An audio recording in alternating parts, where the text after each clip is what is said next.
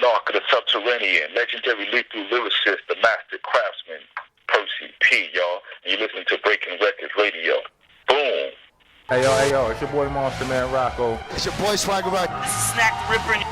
You rap for those who don't know. This is Master Ace. You are now rocking with the best. Breaking Records Radio. Breaking Records, man. Breaking Records Radio. Breaking Records Radio. Breaking Records. Breaking Records. Breaking Records Radio.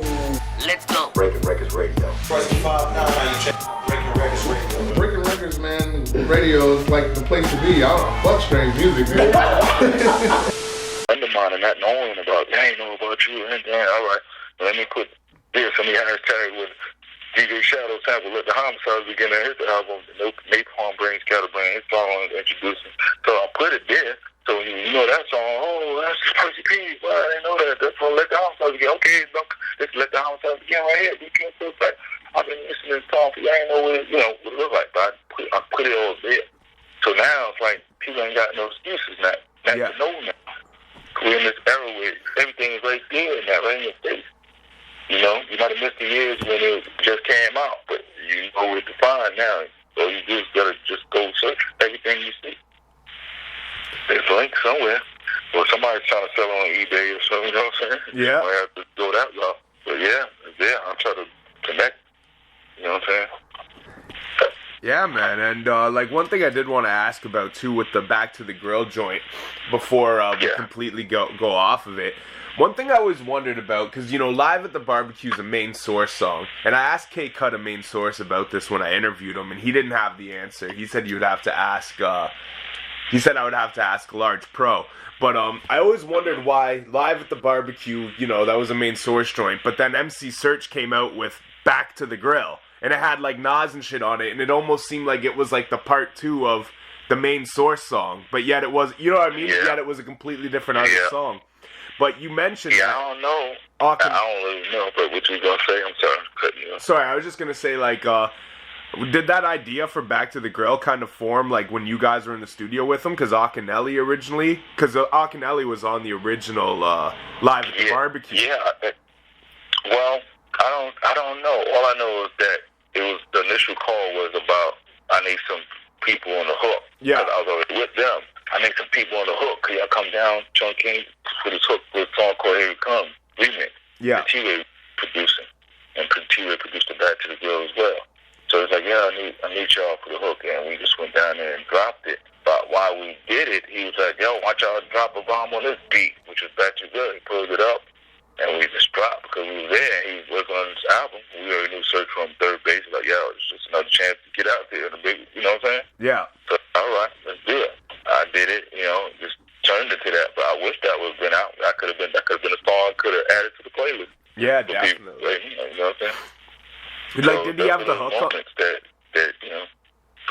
Did he have the hook on this, like on that beat already when you guys dropped on it, or was it just a beat? Yeah. I think the hook already was already on it. Okay. But I think he just wanted us to just drop to it, and we just was rhyming and Okay. And another thing I wanted to ask about too, because like you said, like you used to do the section on Stretch and Bob's show, and like you've got a very, very big collection, I've heard you say in other interviews, of just classic hip hop tapes. I was just curious what like your most cherished or rarest tapes in your hip-hop collection of, like, the old school shit, like the Park Jams and that kind of stuff? Like, what some of your most cherished tapes in your collection were? Well, I cherish all of them, really. But I know, like, the most prized and the most notable ones that Cool Movie, BGB, Harlem, you know what I'm saying? MC Convention, So that one, then it was like that Cold Crush and Portsmouth Tees. Battle really wasn't a battle, but that was one that a lot of people knew. Oh, you got that? Fantastic Five and Cold Crush Battle, Harlem World, those are more notable, but there's still a lot of other crews that were still getting down from before. I had Cosmic Force, I had Jazzy 5, had Dr. Jekyll, Mr. Hyde, I had Cosmic Force, Soul Sonic Force, Cold Crush, Treaders 3, Elbows, Tape, Fantastic 5, Busy B, and AJ and Force C's before they were Force B's, and Johnny Wild, Top Sticks. I mean, I had a lot of people. I had tapes of Dougie Fresh before he was really making records.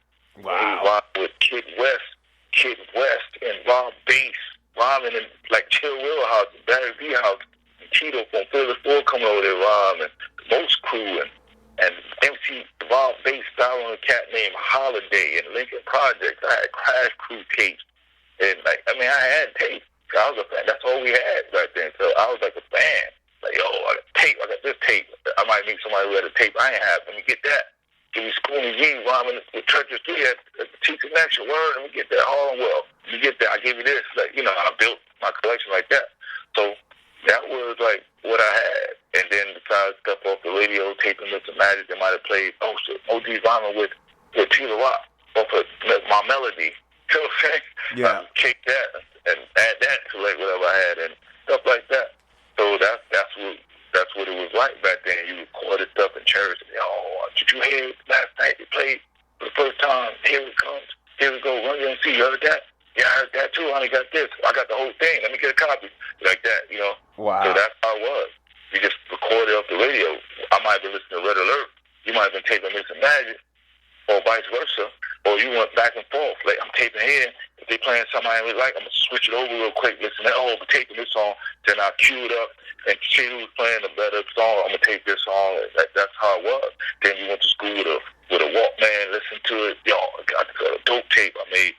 And yo, let me get a copy of that. You make it on speed dub. And, yo, I taped so-and-so. Did you hear this song? Nah. I'm up hearing, like, having taped Rakim and his Kid Wizard, Rakim and Wine Dance. You know, I had tapes like that.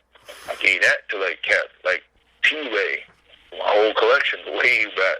T-Ray, you know what I'm saying? He had all that. You know what I'm saying?